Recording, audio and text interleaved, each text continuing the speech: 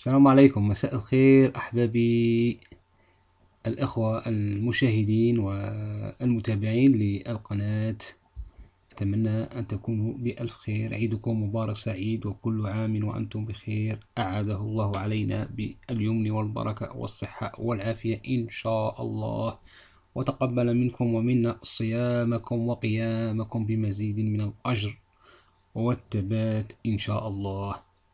اليوم جئتكم بموضوع سوف يعجب الرجال والآباء، كما هو موجود في كامل الدول العربية. هناك عيد المرأة وعيد الأم وأعياد كثيرة للنساء، فلا تقلقوا، يوجد أيضا عيد للآباء، والذي هو مصادف ل 17 جوان 2018 في الولايات المتحدة الأمريكية. أما في الدول العربية فهو سوف يصادف 21 جوان 2018.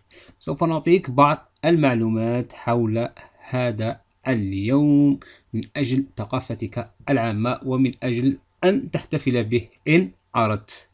قبل كل شيء، بمناسبة المونديال وكأس العالم التي تجري في روسيا، نتمنى التوفيق للفرق العربية الأربعة: تونس والمغرب والسعودية ومصر، وندعوكم لمشاهدة هذا الفيديو لتتمكن من مشاهدة كل المباريات مجانا بإذن الله. سوف ننتقل إلى موضوعنا.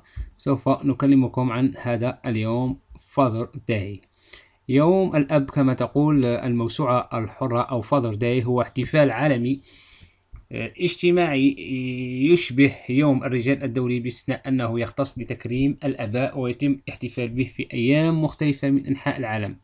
تحتفل بهذا اليوم العديد من الدول الغربية، ولا تحتفل به الدول العربية، ونادرا ما تحتفل به الدول الإسلامية، ولكن شهرة هذا اليوم أكثر انتشارا في غيرها من البلدان، حيث تم تحويله اليوم ديني في بعض منها. وفي البلدان الكاثوليكية يحتفل بعيد الأب منذ القرون الوسطى، أي في 19 مارس، حيث يوافق عيد القديس يوسف النجار.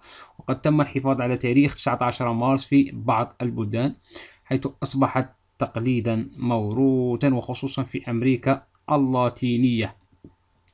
هذا هو The Father Day. أحبابي في الله، فكرة يوم الأب، من أين أتت هذه الفكرة؟ أول من جاء بهذه الفكرة هي سونورا لويس مارت دود بولاية ميشيغان بالولايات المتحدة في 1909. بعد أن استمعت إلى موعظة دينية في يوم الأم، أرادت سونورا أن تكرم أباها ويليام جاكسون سمارت، وكانت زوجة سمارت قد ماتت عام 98، وقام بمفرده بتربية أطفاله الستة، ولذلك قدمت دود عريضة توصي بتخصيص يوم للاحتفال بالأب، وأيدت هذه العريضة بعض الفئات، وتتويجا لجهودها احتفلت مدينة سبوكين بأول يوم في 19 جوان 1910، وانتشرت هذه العادة فيما بعد في دول أخرى.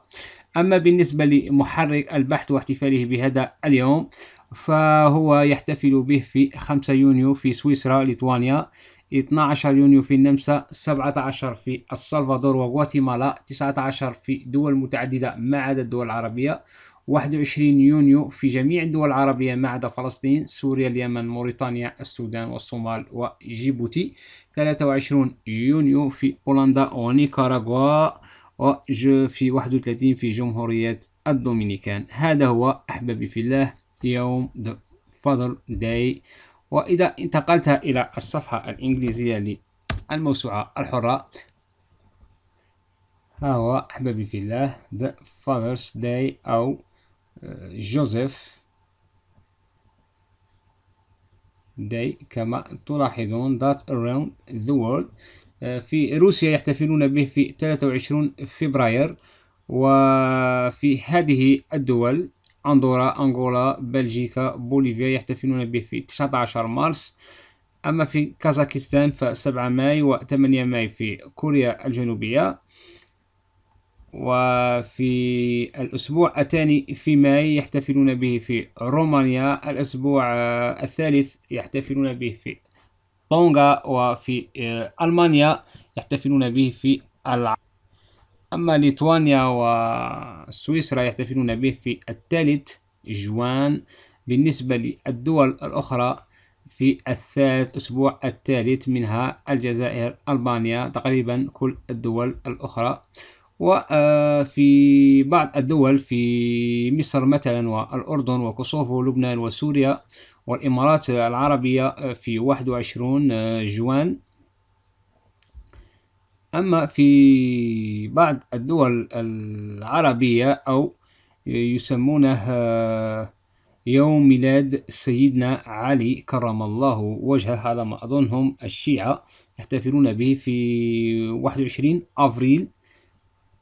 في إيران، الكويت، البحرين، عمان، قطر، إيجبت، إلى آخر ذلك من هذه القائمة. أحبابي في الله، أتمنى أن تعجبكم هذه المعلومة حول يوم الأب أو The Father's Day. ونحن لسنا مع هذه العادة، فقط أردنا أن نوصل لكم هذه المعلومة. والسلام عليكم ورحمة الله وبركاته.